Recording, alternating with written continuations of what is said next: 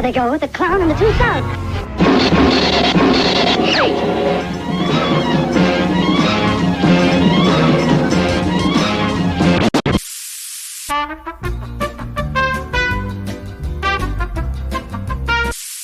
You heard it here first on Juice's podcast.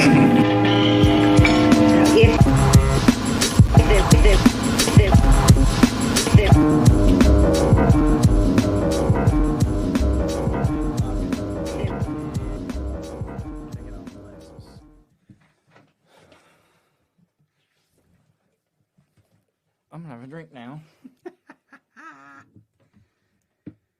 Sometimes it's one button that does the trick. I almost need a... I can drink faster if you want me to. That's okay. I'm ready when you are. No, most of the time you get frustrated and it ends up being something stupid, simple. Yep, stupid and simple. Yeah. Stupid and simple. Episode 2. Episode 2. Episode 2. Your intro is great, by the way. Thank you. I've heard it.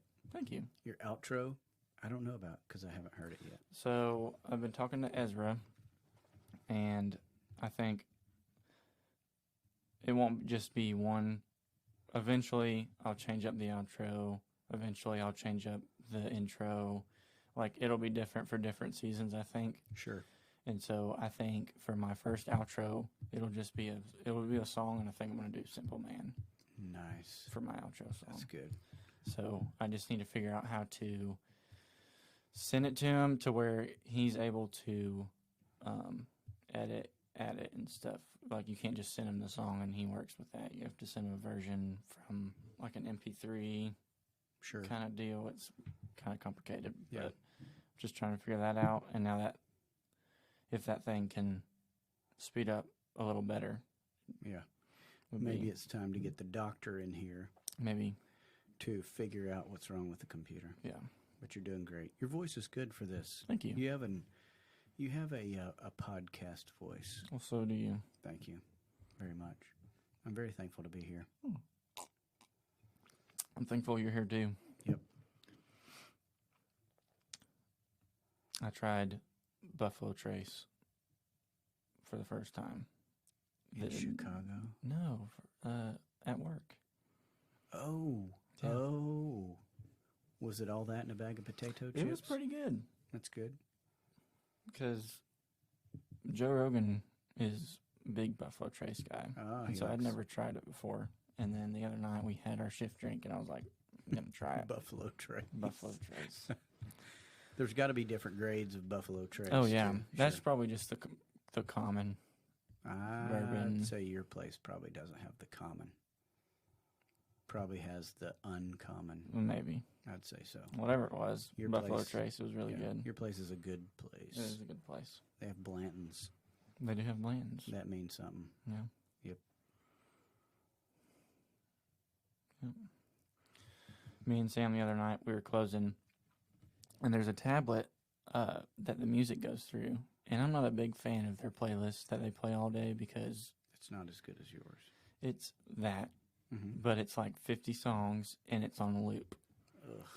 And so it loops like 3 times a shift. Oh. And when everybody's gone and we're closing up, I'll go over to that tablet and I'll put in my music. And I was playing David Allen Coe, and Sam walked out of the kitchen and he started screaming the lyrics. Really? It was awesome. Nice. Sam's head cook guy? Yeah, Cool. yeah, good feller. Very cool. Maybe they'll come to you for a playlist. Maybe They should. that'd be nice. Yeah. That'd be cool. They should. I heard that. So when I went to go get the oil change, and I saw Ricky at the front desk, he said, "I guess your dad's all over the news, like all in the news right now." I'm like, "What are you talking about? He's on the news?" He said, "No, he's probably into the news right now." Oh. I said, "With what?" And he said, "With the whole Israel thing." I was Yeah. like, "I haven't heard nothing about it. You haven't? I haven't, because I haven't been on social media, the social. the socials. So he said there was like first day of war, there was a bunch of missiles launched on them, and then I don't know. Yeah. So Hamas is a terrorist organization, Mm-hmm. fully supported by Iran. In fact, Hamas is a proxy for Iran. So they launched a complex attack on Israel with rockets and more precision-guided munitions. But they also sent 1,000 fighters, foreign fighters, terrorists into Israel, and they've taken hostages, they've killed people, they've just terrorized neighborhoods. They flew them in on gliders. They put them in via tunnels. There are traditional ways of getting them in there. But what's crazy to me is that Israel is traditionally a place that is. When I went to Israel in 1994, probably at least a quarter of the people walking down the street had a rifle on their person. Yeah.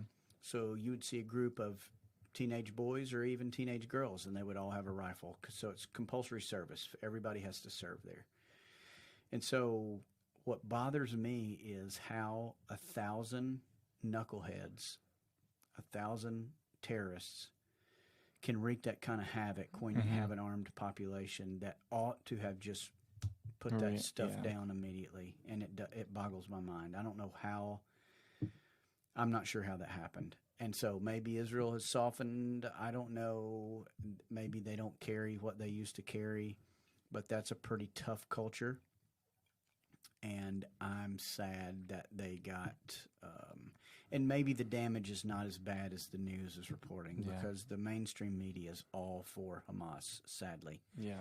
And that, for us as a country, that sucks because our media should not be out for the enemy, but they are. So I should probably expect that, but I don't like it, even if I do expect it. So it's a sad day, but I believe probably there are stories of terrorists trying something and immediately getting obliterated. Yeah. I'd like to see more of that. Yeah. I feel like it seems like Israel's always into, I don't want to say into, but they're always somewhat involuntarily involved with. Oh, yeah. Someone's always The Muslim world hates Israel. Yeah. That goes back to the Bible, but they're essentially fighting on almost every side, every day. Yeah. It's a small place. It's a historical place. It is a place that evil would love to triumph over good, and traditionally they've done a pretty good job at protecting good, but evil's making a big run. Yeah. And it's just it's a sad time, but I'd like to see some more of those stories of everyday young Israelis who have been, they've essentially been pressed into service, which is a good thing, I think, for them. But I'd like to see more of those stories, and I know they're out there. We just hadn't heard them. Yeah. And I think it'll be a little difficult to hear those stories too, especially with the mainstream media. And you can't really go on Fox and say this is what happened. I feel like there's a lot more to it than what they've said, and even just any news channel. Right. Well, you got to figure if a good guy gets on Israeli social media or on Facebook and says, "Here's what's going on in my country," Facebook tamps that down and nobody sees it. Yep. Maybe that guy's 3 best friends see it, but nobody else sees it. And so, therefore, it can't go viral. It can't get the coverage that it needs. And what does go viral is what they want to go viral. That's sad. Yeah. But I don't know. It's a sad day. I'm glad to see friends of mine supporting Israel and posting positive pro-Israeli, profile pics and praying for the folks over there. But it, that those people are under siege most of the time. And right now, we're actually seeing the day to day. Yeah. But we're not able to see the real day to day. We're seeing what somebody wants us to see. Mm-hmm. That's what bothers me.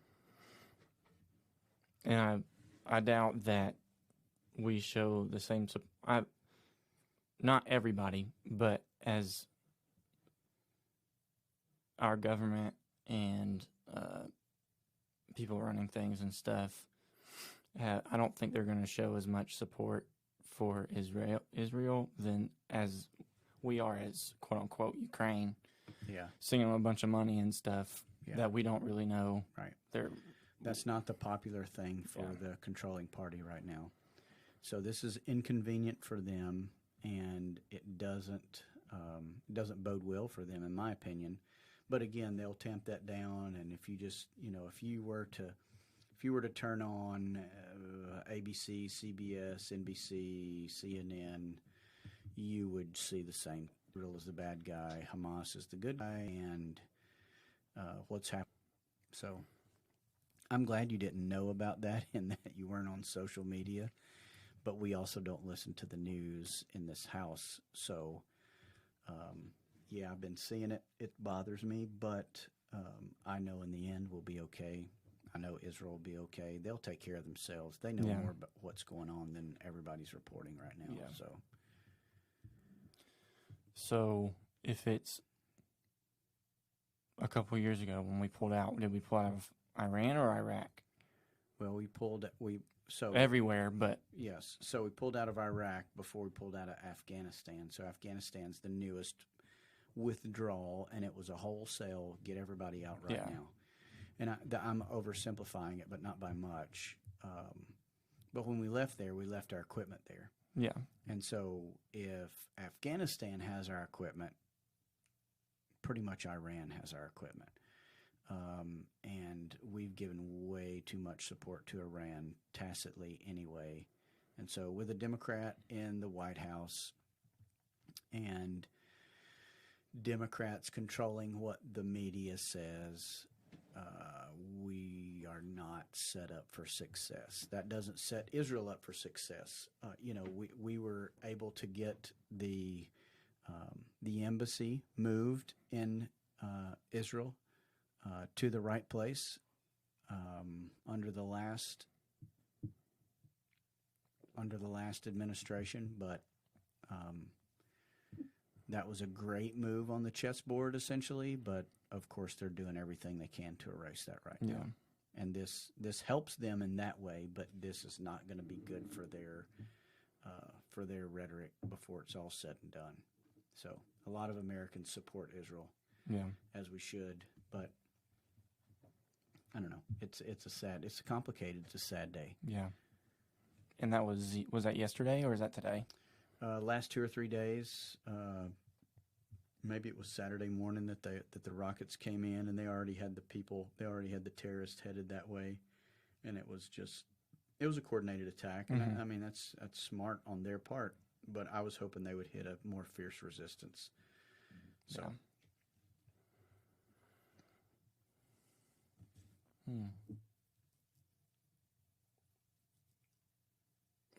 And you said earlier that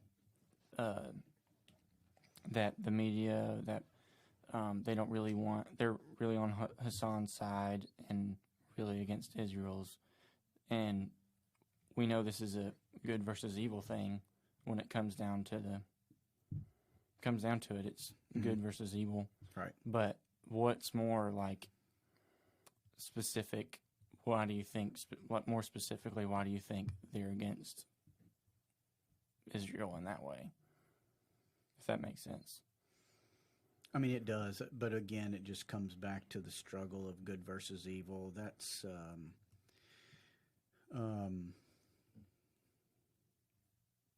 the Muslim cause. They would like to see a world Muslim government, the new caliphate. That's unimaginable in my book, but they're closer to setting that up now probably than they ever have been. And They, I,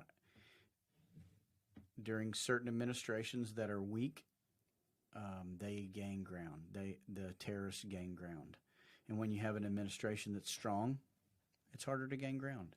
And so they're gaining ground right now, and that's not a good thing for anybody.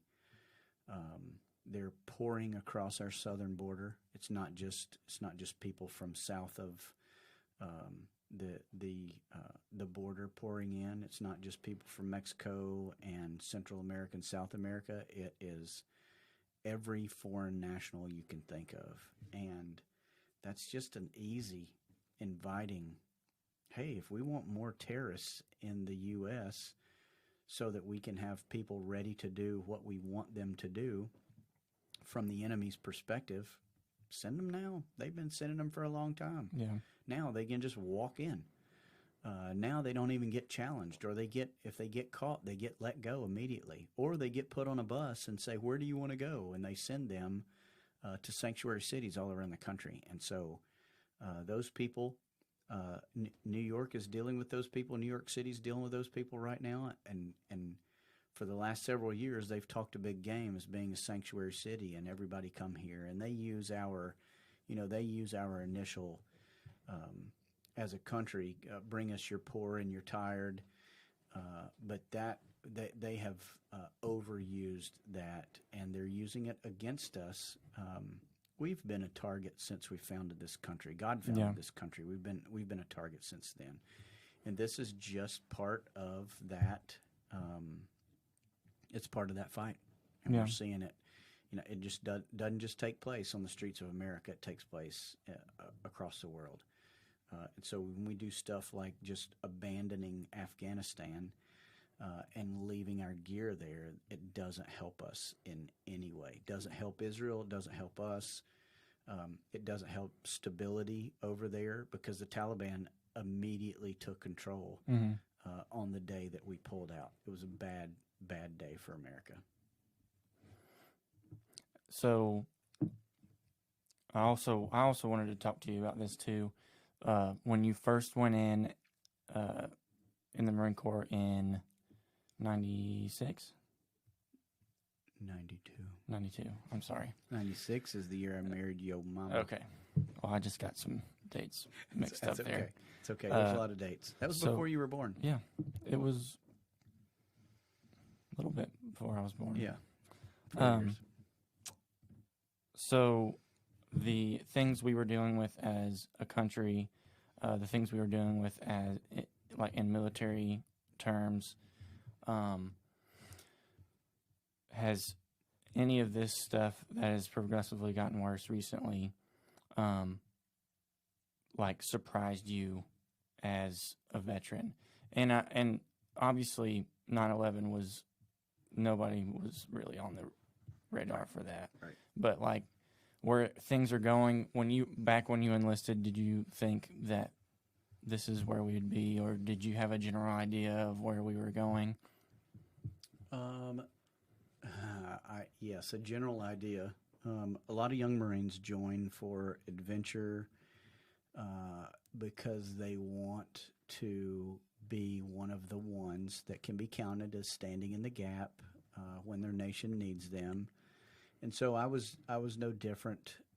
I wanted to travel the world. I wanted adventure. I wanted to learn. I wanted to experience training for combat. I didn't know that I would experience combat, but I was ready. I wanted to do my part, and no, I didn't realize when I joined what we would be getting into. So when I joined in 1992, there was lots of Vietnam vets still left in the Department of Defense, and I say lots. It was not uncommon to see a guy who had been in, if you just do the math, who had been in 20 started retired of freedom is, and so we were. That was a war prosecuted well? No. Did we lose way too many Americans? Spend way too to use against us or to use against other countries? Absolutely. And politicians became defense contractors, and they went to work for defense contractors. Defense contractors made a ton of money in Vietnam. War is a money-making business. I can see what I could get into, and the Marine Corps gave me that opportunity pretty quick. And within a year and a half of joining the Marine Corps, I was in Somalia, and it was after Task Force Ranger. The Army was involved in that early fight, just falling, and Bill Clinton got us involved in that war, in that fight, and we went over there. The Army did, the 10th Mountain Division, and when you go into somebody else's country and you wade into their problems, you take on their problems, and it was a complicated, crazy mess of a place. And Somalia's not a big place. There's a lot of people there, and those people were killing each other. Gets involved. The UN starts sending people and resources and food, and Aidid hijacks the food and keeps the food for himself. He uses food as a weapon, and pretty soon we were a political thing. And so that was a mess, and it was a political mess. But the result of political messes are young Americans on the ground. Their butts kick force at doing the butt kicking, but we also lose Americans when that happens. And so, and Americans who joined to stand in the gap died that day. And I was not there until October. And so it was after Task Force Ranger, after everything happened with short time frame that the Rangers and Delta Force conducted that. It was getting ready to hit the fleet. And once I hit the fleet, we got ready to go on deployment, and away we went for the Mediterranean, and that's where we headed, was for Somalia. And so now we went in there. We lived in Somalia for 2 months, and for positions around the city, and I'm sorry, not around the city, around the airfield. The city was on the. Go to the city. 3-6 was there. My battalion with. We were essentially embarked to the. But it was a huge experience for me. I learned a lot. I served with some great Americans, and I still keep in touch with a lot of those guys. I just met a Somalia vet the other day, new Somali vet, and I was having a great time, and my buddies were having a great time, but it could have went south. It was different than what those folks experienced 5 months before we got there.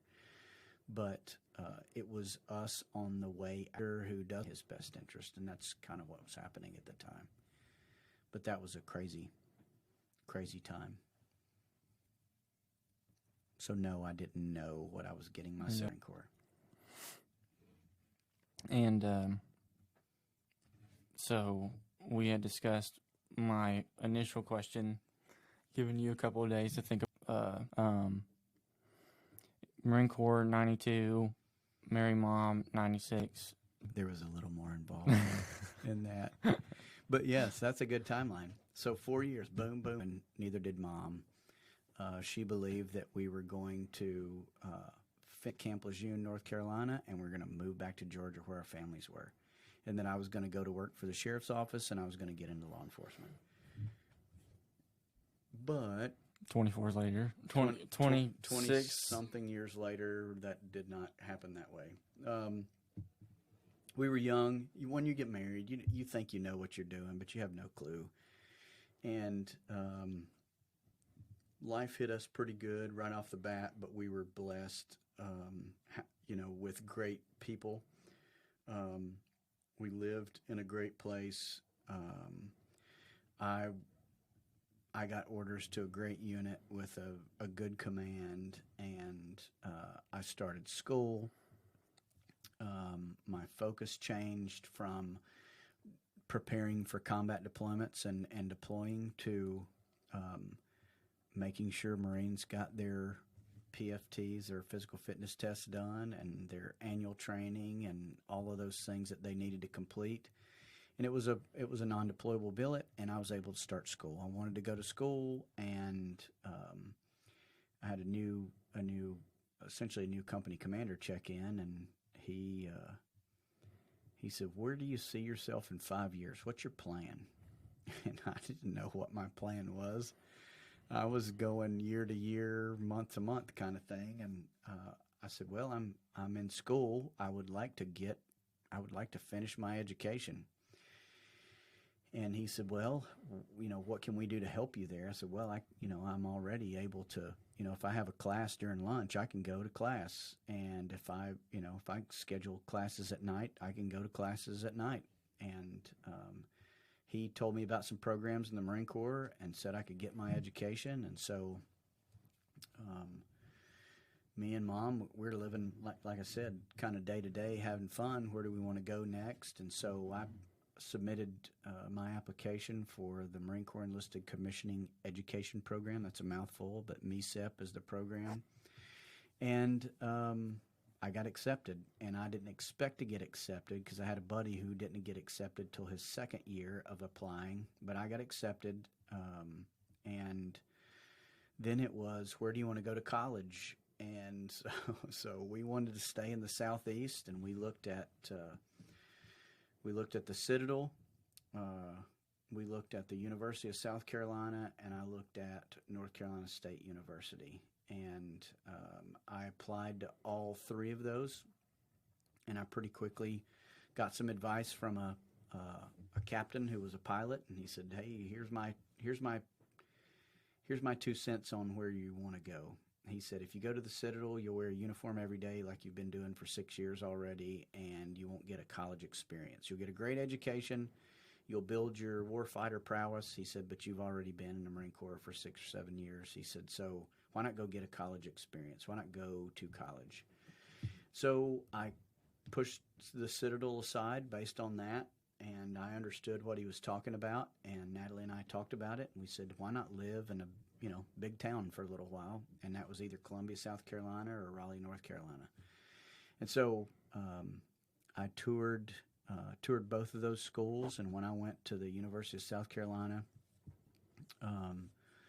the Marines were receptive, but the college was, I had enough credits kinda to be a transfer student, but kinda not enough for them, and they, their rules were, unless you have 30 hours, you're not ready to be a transfer student. I was like 28 or 29 hours of college, and it was silly. But I came away from there with kind of a bad taste in my mouth, not crazy about where that school was in Columbia, and that wasn't where we were supposed to go. So when we toured North Carolina State in Raleigh, the Marines were great.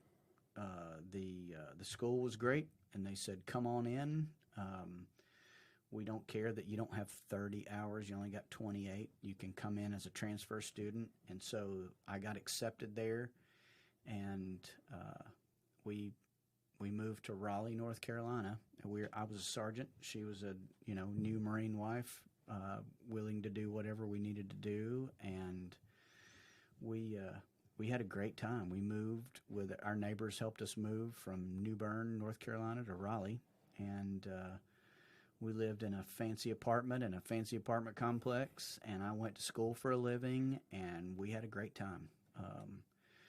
And that's when we started really looking at, it's probably time to start our family. So I went to school. We learned a lot as a couple. We had some struggles with school. Me with the workload, meaning real school, being a full-time student. I'm not a great student, and so there was some adjustment there. But I went from, we lived in a small town essentially, and now we're living in a huge town in North Carolina, and there's like 35,000 students there, and so it was a crazy place. And so we dealt with our share of stuff, just me going away to college every day, me going to a big school, and but we come through those times. We had a great time overall. She worked in a dentist office, and she learned, and we met new friends, and I went to school, And it snowed one winter, and we were cooped up in our apartment, and we conceived Jackson Bailey sitting across the table from me. Yes, we had a good time in Raleigh, and that's when we started our family. But we talk about these things as a family, and it's fun. But God had a plan for us. We didn't understand what the heck we were doing at the time, but it all worked out. And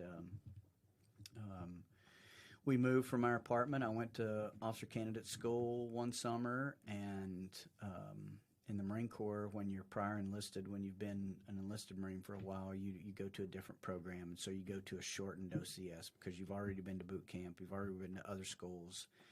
So I went away for 5.5 weeks one summer, and I came back, and Natalie said, "Congratulations, I got us a new apartment." And so we moved across the parking lot the weekend I graduated OCS, and so we toted our stuff across the parking lot. We moved into a 2-bedroom apartment from a 1, and we started working toward getting ready for you to come into our lives. And so we moved again to a house where we had a nursery for you to come to when we brought you home from the hospital. And I was still going to school, obviously plugging away at my education. And you were born in September of 2000. And that was a huge experience for new parents. We weren't close to family. We were 8 hours from home, eight hours, yes. And so, no support from family. I say they supported us, but I'm just saying we weren't close. We couldn't go down the street and talk to mom or dad or anything like that. And so we worked our way through that, and that was a life changer. Having a kid, getting married is a life changer. Obviously, you learn a ton. But bringing a son or a daughter into the world is a really big deal for a young couple. And so we learned a ton.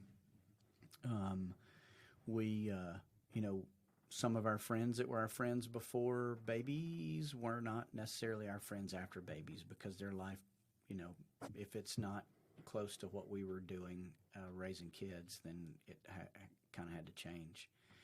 But it definitely changes your perspective. And the good thing is I was not in a deploying unit at the time. I was training. I was going to school. I graduated in 2001, in the 2001 right after 9/11. And then it's off to another school. And so we moved to Virginia. And let's see, right after we moved to Virginia, Thomas was born after we moved to Virginia. And so I started the basic school with one company, and Thomas was due in May of that year, and my company commander dropped me from the company. He was a good dude, and he sat me down and said, "Hey, I kind of forced your hand here." He said, "Because you're having a kid. But here's the deal.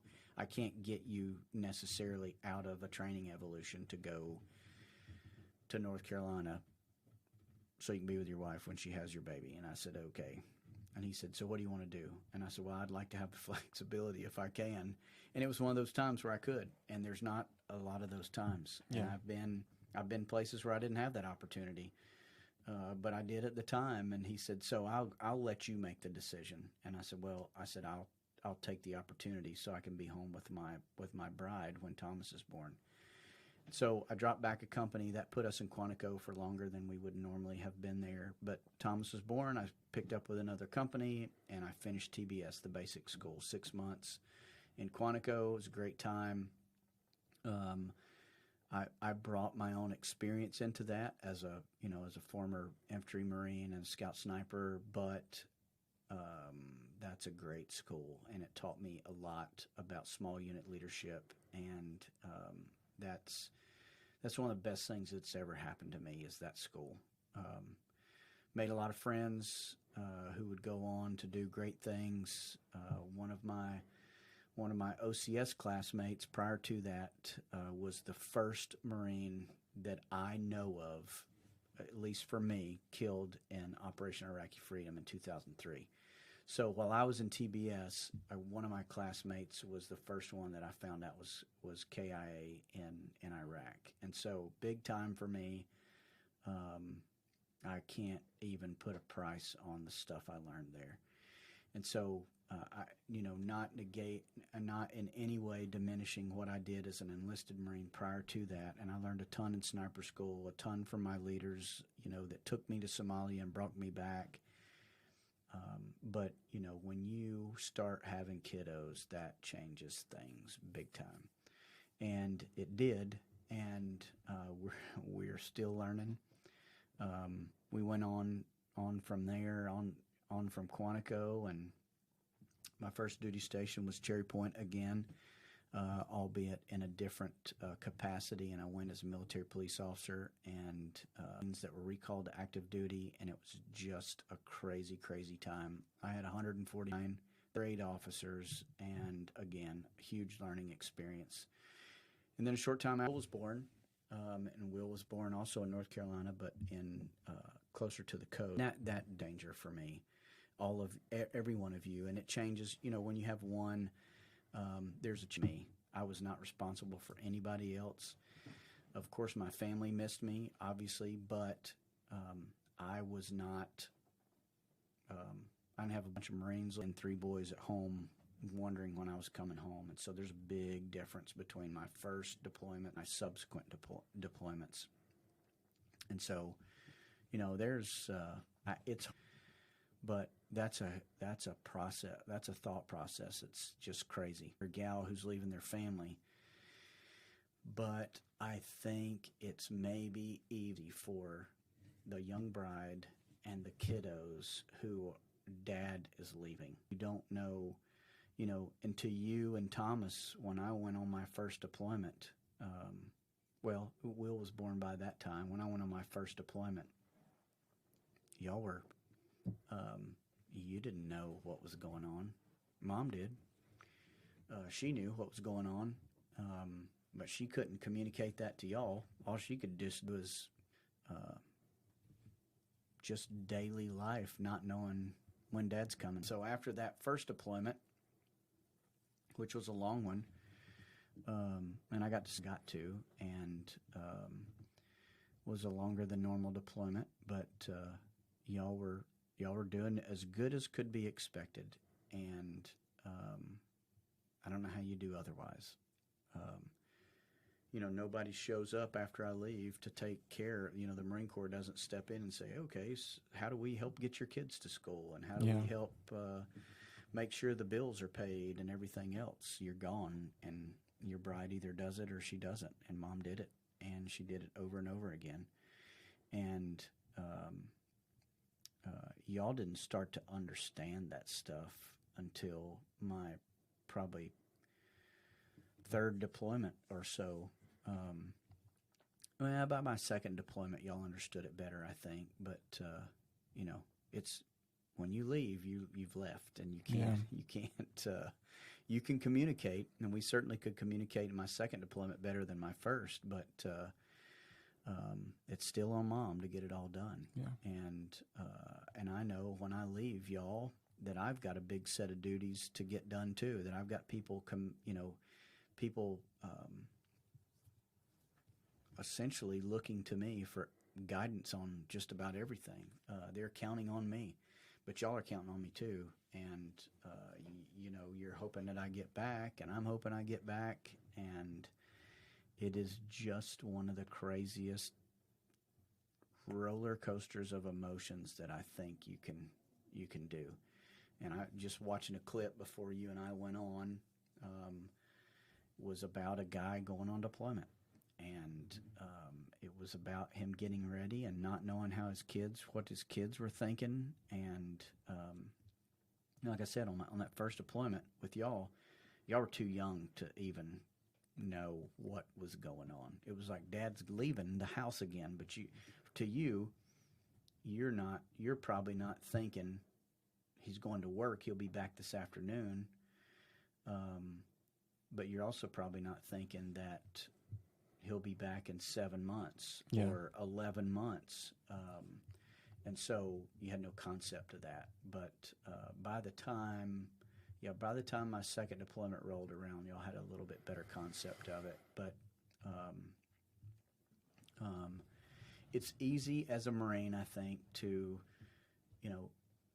once you say goodbye to your family, I think it's easy to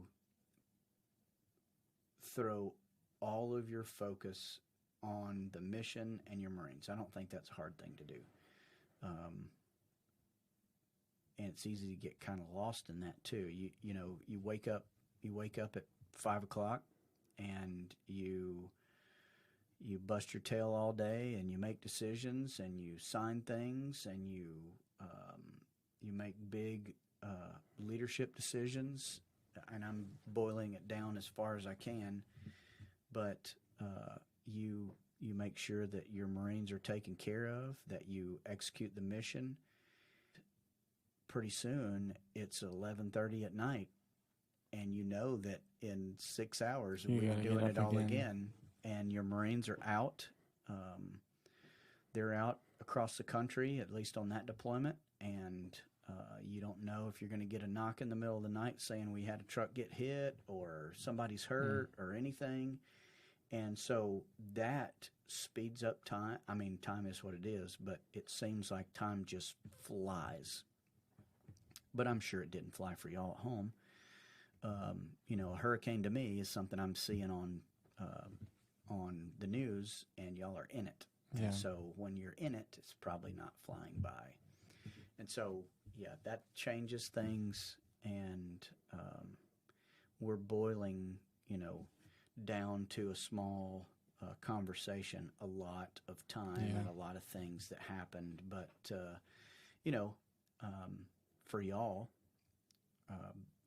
besides the hardships and the not knowing what you don't know, y'all went to multiple schools in multiple states. Y'all made new friends. Y'all lost friends when you moved. Y'all made new friends. You lost friends when we moved. And there's a lot of kids that don't have that frame of reference, and I think you're better for it than not. Yeah. And I'm not discounting what anybody else does or what their parents do, but you've attended school in Georgia, North Carolina, Virginia, California, and now Missouri. And so you've attended schools in more states than some people have ever been to. And that I think can go a long way for y'all. And I think that's a blessing. It hurt like crazy at the time.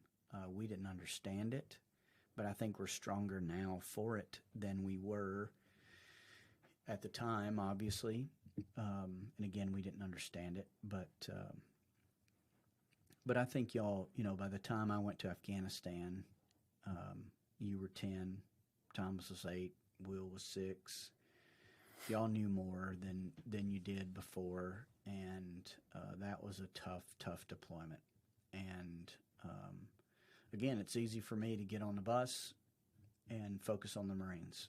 Yeah. But in the back of my mind, I'm always thinking, what's going on? How are they doing? Are they going to be okay? Is this the storm that's going to take the freaking roof off the house or something at home? And so y'all, again, I think y'all are much better for it, but it does change the perspective of a Marine leader. It can't not. I don't know how it does. And again, you've heard me say it's easy to focus on the mission and the Marines. Yes, but there's always, you're always thinking about your family. Yeah. And those are big experiences. I think obviously we're only here because of those experiences. And I'm thankful we made it through those experiences.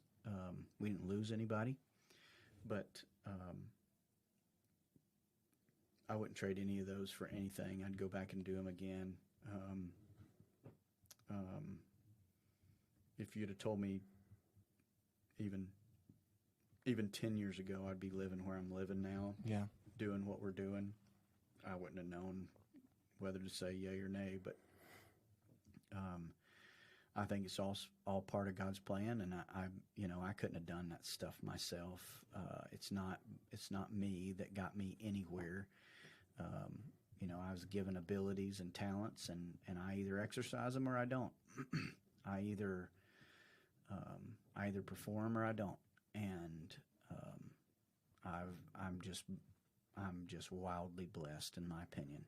And so we have gone through a whole lot as a family, and I think we're a better family. I think we're more accepting of other people. I think we're a long way from where we started, and that's how that's supposed to be. That's how that's supposed to work. Awesome. When we were, the third deployment is what I remember the most. And I know there's like pictures and stuff from the second deployment, and I can't really remember that one, but when we were in Swansboro, how long was that one? It wound up being 5 months. It was shortened a little bit. Yeah, but if I would have guessed, I probably would have guessed like 11 months. Because it seemed like it seemed like crazy forever. time. Yeah. And I remember the day you left, and when we got back home, because you left pretty early that morning. Mm-hmm. When we came back home, we just all got in bed, and I actually left very late at night. Oh, it just seemed like morning. We got back home. I guess we must have went to sleep, but I remember waking up super early, and I can't remember why, but I went into y'all's room, the master bedroom, mm-hmm. and Mom was on the phone with you. Like the flight had delayed or something, and she said that, I don't know if I want the boys to have to tell you goodbye again. Yeah. And me as a 10-year-old was just like, let me see Dad just one more time. And a lot happened when you were gone, and I forget about that hurricane a lot. Yeah. And your mom has not forgotten the hurricane. But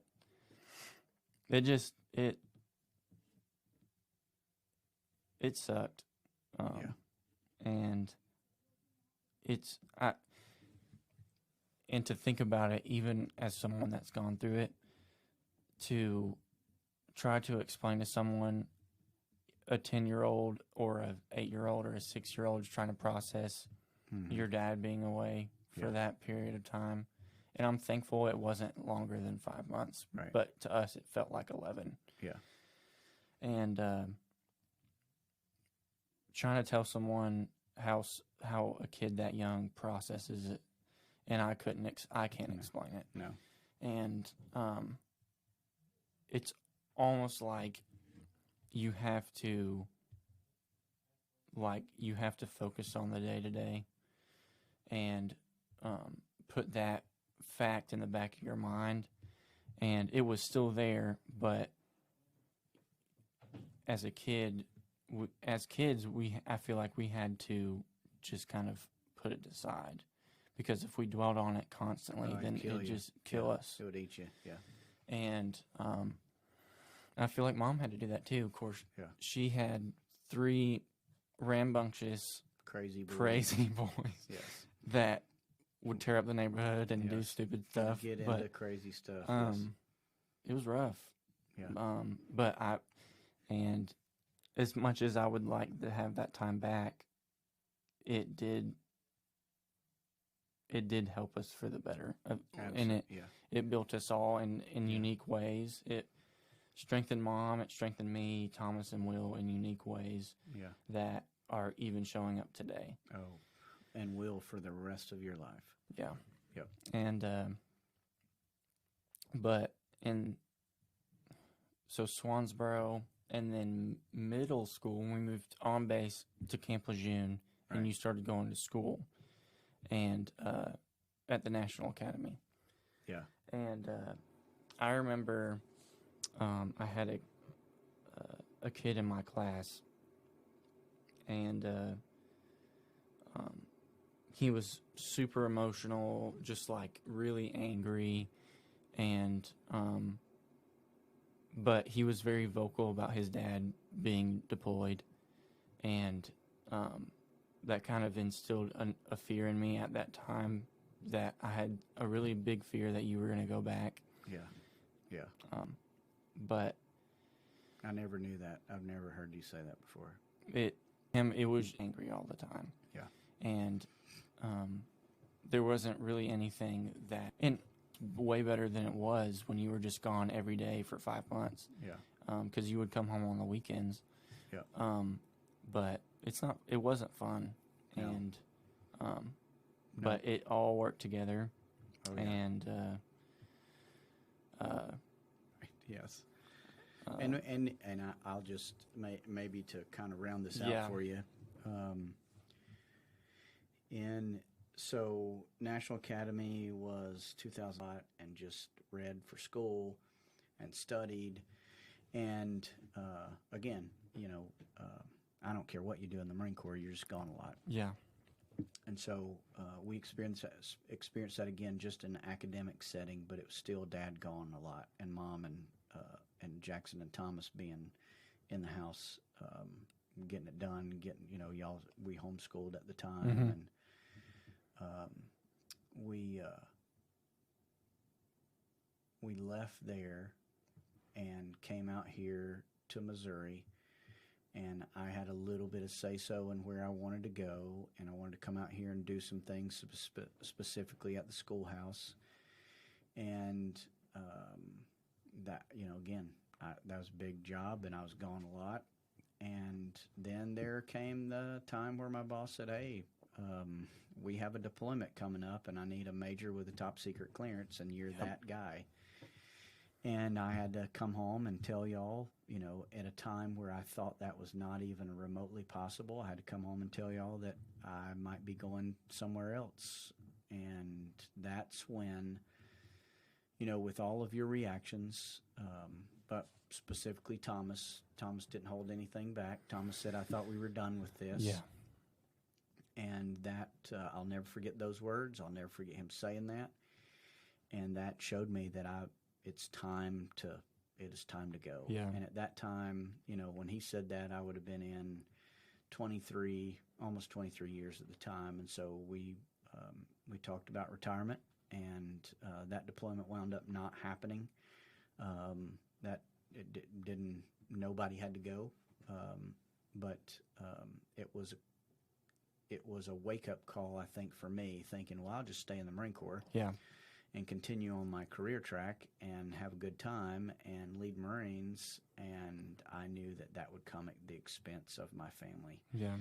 And so that's when we collectively as a family understood that it's time to do something else. Yeah. And so that's when we put in our retirement papers, and, we've lived here for longer than we've ever lived anywhere. And so, except for me and your mom, growing up as kids, Natalie moved. I moved a lot, but I moved within the same couple of counties. Natalie moved a couple of times. And so, since we've been married, this is the longest we've ever lived in one place. Yeah. And stability is not normal for us.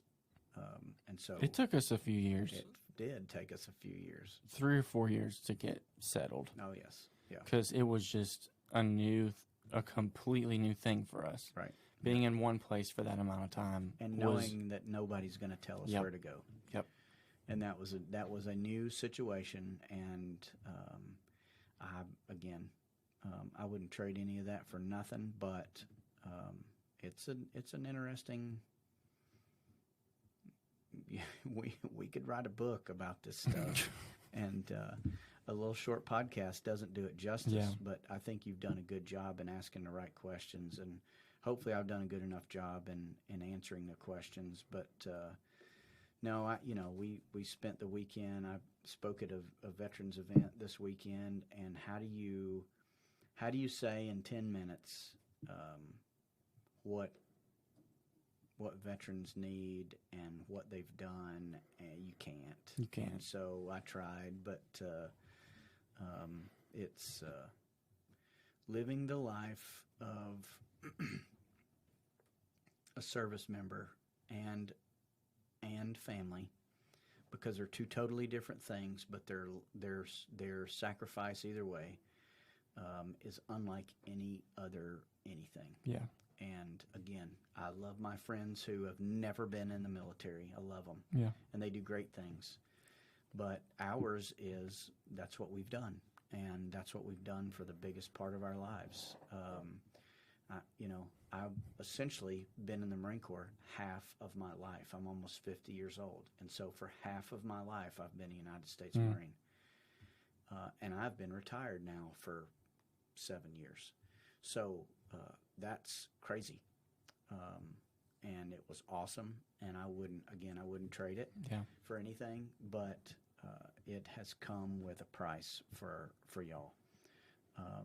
And it's come with a price for me, but I think the enriching part of it is more than the damage done. Yeah. And it's showing.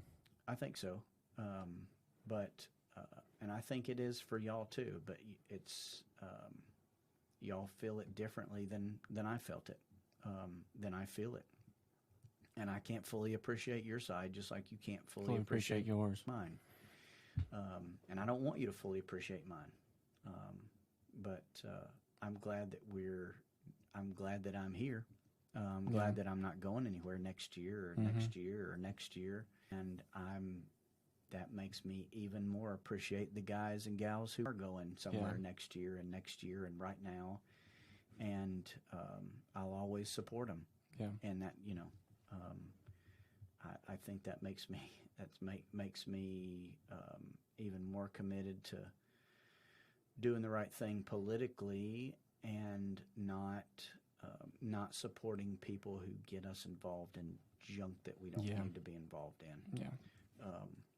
And there are some righteous causes, don't get me wrong, but there are some also unrighteous causes. Yeah. And I'm glad that none of y'all are paying for that now. With your service, but nothing's to say that one of y'all don't join. Will's still of age where he could, if he wanted to, he could join. And part of me would be super proud, but part of me would wonder who the guy is that's going to sign his, his discharge paper someday, or his retirement certificate someday, or who's going to sign his deployment orders. And did I have a great time? Absolutely. But do I necessarily want that for y'all? Yeah. Probably not. Yeah. And so you give up, literally when you sign to serve, you give up almost to the minute detail daily control of your life. And again, I didn't understand that. I think it built me, but I don't know that I want that for any of y'all either. Yeah. So I think the people that were making decisions and on were in much better shape than a lot of folks who are making decisions right now, who are serving now. And I that's not people in my peer group. And there's way too many of those, not just like one or two here or there. There's some bad, taking the wrong turn a whole lot of times. Yeah. And we should take the right turn more often than we take the wrong turn. I think that we'll have plenty to talk about on our next time for yes. I'm thankful to be here. Yeah. Father and Son podcast. This is awesome, by the way. You have a great podcast voice. Thank you. So do you. Thank you very much. We'll see who's on next, but we'll definitely have another one. We will soon. do this again. Yes. Need to get Yo Mama behind the microphone too at some point. We'll have more margaritas and whiskey. She will enjoy it for sure. Yeah. Well, I thank you for letting me be on here today. Yeah, This was it was awesome. I learned some things today too. That's good. I did too. I didn't know you were a top secret guy. Yeah. But yeah, it's been awesome. Yep. Let's go get something to eat. Let's do it. Love you. Love you too. That was freaking cool. Except for whoever was knocking on the door. I'll bet I know who it was.